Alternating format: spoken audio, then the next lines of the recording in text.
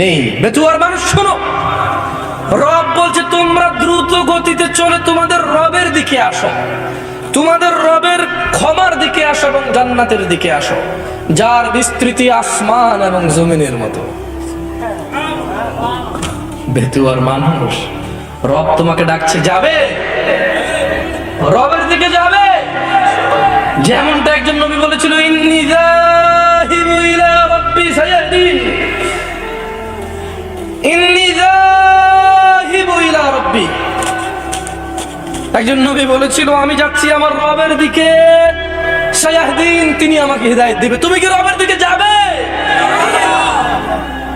তাহলে শোনো, রব তোমাকে ডাকছে রবের ক্ষমার জান্নাতের দিকে, যার প্রশস্ততা আসমান ও জমিনের মতো। উইদ্দাত লিল মুত্তাকিন, যা রব আল্লাহ ভীরু, যারা আল্লাহকে ভয় পায় তাদের জন্য রেখেছে। বেতুয়ার মানুষ, ভয় পাওয়ার কিছু নেই, যা হয়েছে হয়েছে। 2022 ফেব্রুয়ারি 19 রাতে 10টার মতো বাজবে। এখান থেকে ক্ষমা চাও, তোমার অপরাধ যাই হোক, তোমার রব অক্ষম নন তোমাকে ক্ষমা করতে। তোমার রব কঠোর নয়। তিনি বলছেন, কুল ইয়া ইবাদিয়াল্লাযীনা আসরাফু আলা আনফুসিহিম লা তাকনাতু মির রাহমাতিল্লাহ।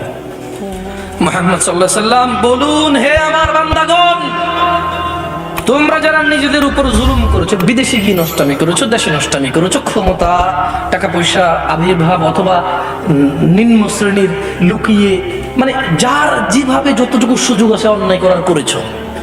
এবার এটা হতে পারে যে কোনো ক্যাটাগরির মানুষ, সবাই কিন্তু অপরাধের সুযোগ পায়।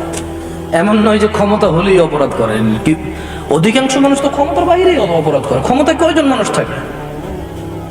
আপনাকে কর্তৃত্ব করে কয়জনে? আপনি নিজেই তো অপরাধী। ইয়াবা আপনি ঢুকান, মদ আপনার চাহিদা, জানা পতিতালয় আপনার চাহিদা, ঘুষ আপনার চাহিদা। আপনার এখন ট্রেনের টিকিট লাগবে, আপনার মামা আছে, সালাম আলাইকুম, টিকিট, এখন আপনার টিকিট লাগবে। আপনি তো অথচ বৃদ্ধ মহিলা দাঁড়িয়ে আছে লাইনে, আপনার মামারে ফোন দিয়ে আপনার টিকিট নিয়ে নিয়েছেন। এতে ক্ষমতা কি করবে? তো আপনি নিজেই অপরাধ করেছেন। আল্লাহ আমাদেরকে ক্ষমা করুন। বুঝতে পারছি না, পারেনি হালকা করে। শোনো বেচুয়ার মানুষ, রব বলছে, হে মানুষ, তোমরা যারা নিজেদের উপর জুলুম করেছো, তোমরা হতাশ হয়ো না রবের দয়া থেকে। ইন্নাল্লাহা ইয়াগফিরুয যুনুব, আল্লাহ ক্ষমা করে দেবে তোমাদের অপরাধ। কয়টা অপরাধ? জামিআ, যত অপরাধ আছে। তবু কি ক্ষমা চাইবে না মানুষ? তবু কি মুয়াজ্জিনের ডাকে সাড়া দিবে না? তবু কি দাড়ি কাটার আগে চিন্তা করবে না? তবু কি তোমার প্যান্ট পাজামা পরার আগে কোথায় পড়ে আছে সেটা দেখবে না? তবু কি মানুষের উপরে জুলুম অত্যাচার করা থেকে বিরত হবে না?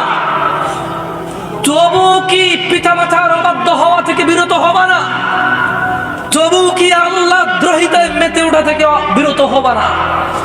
তবু কি ধন সম্পদ এগুলোকেই প্রাধান্য দিয়ে যাবে? তোমার রব বলছে, ইন্নাল্লাহা ইয়াগফিরুয যুনুব, ক্ষমা চাও। কারা কারা আগামীকাল পর্যন্ত বাঁচবে? হাত তুলুন তো। আমি বাঁচবো কিনা আমি জানি না, আমি তুললাম না। কারা কারা আগামীকাল পর্যন্ত বাঁচবেন?